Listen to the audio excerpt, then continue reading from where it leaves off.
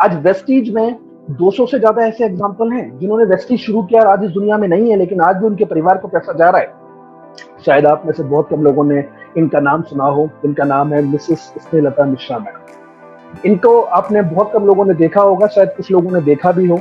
अगर आप इनको देखना चाहते हैं तो लीडिंग लेडी बुक में इनकी फोटो लगी है। ये काम कभी इन्होंने नहीं किया। ये काम बिल्कुल इनके लिए वैसा ही था जैसे लोग आपको कहते हैं। कई लोग आपको समझाते होंगे और कई लोग आपको कहते होंगे ये तो चेन बनाने वाला काम है, ये करोगे बर्बाद हो जाओगे, बेकार का काम है, पागलों का काम है। कई प्रकार से लोग आपको कई प्रकार की बातें आपके दिमाग में डालते हैं। और ठीक यही बातें ये कहा करती थी अपने हस्बैंड को, जिन्होंने ये काम शुरू किया। इनका नाम था प्रकाश शंकर मिश्रा जी। आज ये हमारे बीच इस दुनिया में नहीं है। इन्होंने एक काम शुरू किया अपने रिटायरमेंट के बाद। ये गवर्नमेंट एम्प्लॉय थे, रिटायर हुए। रिटायर होने के बाद इन्होंने ये काम करना शुरू किया। इनके 2 बेटे हैं, दोनों पेशे से सॉफ्टवेयर इंजीनियर हैं। एक अमेरिका में सेटल्ड है, एक पुणे में सेटल्ड है। बोथ आर वेल ऑफ, दोनों वेल ऑफ हैं, वेल सेटल्ड हैं। तो मैडम ने कहना शुरू कर दिया ये फालतू का काम करने की जरूरत क्या है, तुम्हारे दोनों बच्चे सेटल हैं, पेंशन आ रही है, जिंदगी इतनी कट गई है, अब जिंदगी आराम से जियो, ये फालतू का काम मत करो, बर्बाद हो जाओ।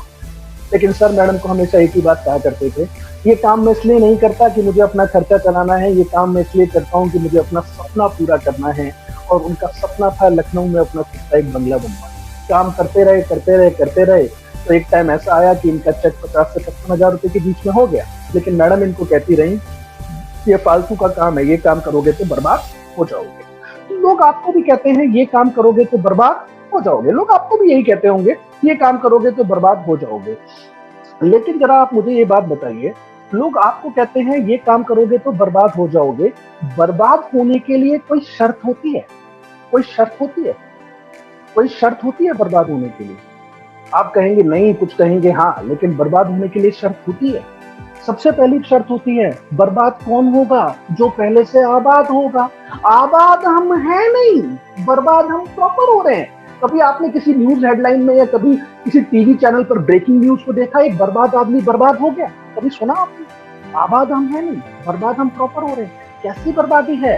जब हम आबाद ही नहीं है तो बर्बाद हम कैसे होंगे? तो आज इस बर्बादी को मैं जड़ से खत्म करना चाहता हूँ। जो लोग आपको कहते हैं ये काम करोगे तो बर्बाद हो जाओगे, तो पहली शर्त, बर्बाद तो वो होगा जो पहले से आबाद होगा। दूसरी चीज, बर्बादी होने के लिए बर्बाद कौन होगा? जो कुछ लगाएगा तभी तो बर्बाद होगा।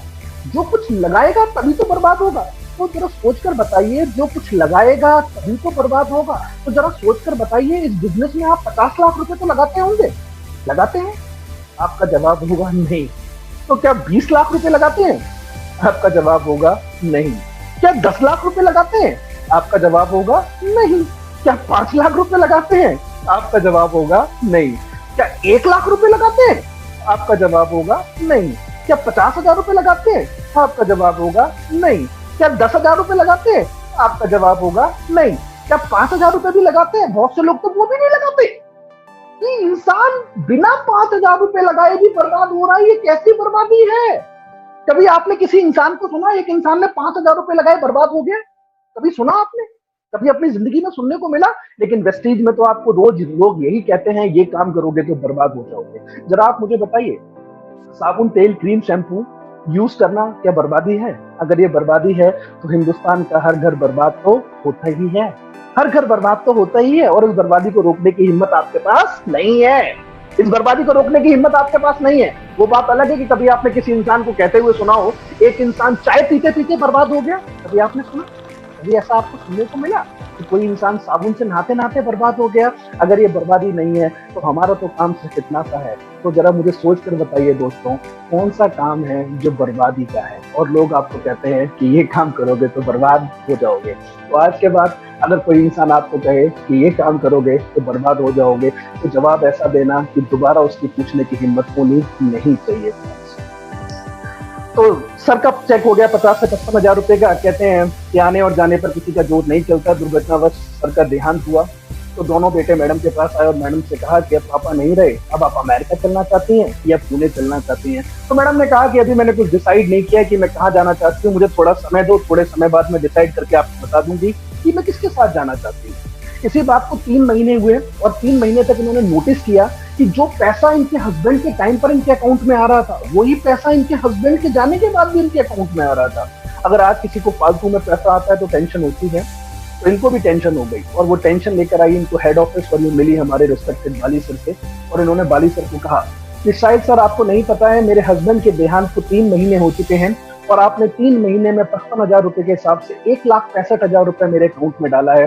मैं चेक लेके आई हूँ और आपसे मेरा निवेदन है कि चेक आप अपना ले लीजिए और आपसे निवेदन करना चाहती हूँ कि प्लीज आज के बाद पैसा डालना बंद कर दीजिए, क्योंकि अब कोई काम करने वाला बचा नहीं है, तो अब काम होता नहीं है। तो बाली सर ने इनसे कहा कि मैडम ये पैसा आपको इसलिए नहीं आ रहा कि आपके हस्बैंड इस दुनिया में नहीं रहे हैं, ये पैसा आपको इसलिए आ रहा है कि आपके हस्बैंड जो आपके लिए विरासत छोड़कर गए हैं, वो विरासत आपके लिए कल भी काम कर रही थी और वो विरासत आपके लिए आज भी काम कर रही है। उस दिन इन्होंने अपनी जिंदगी का सबसे बड़ा फैसला लिया, ना अमेरिका जाऊंगी ना पुणे जाऊंगी। उठाया अपने हस्बैंड का फोन, कुछ डाउनलाइन के नंबर देखे, कुछ अपलाइन के नंबर देखे और काम करना शुरू किया। जो कारवां चला था 50 से 55,000 रुपए के बीच में, आज वही मैडम ऑन एन एवरेज कमाती हैं 4 से 5 लाख रुपए का चेक ऑन एन एवरेज कमाती है। तो आज ये 3 सवाल अपने आप से आपको पूछने हैं। अगर आपका जवाब है नहीं, तो आपको वेस्टीज करना चाहिए, आपको वेस्टीज करना चाहिए।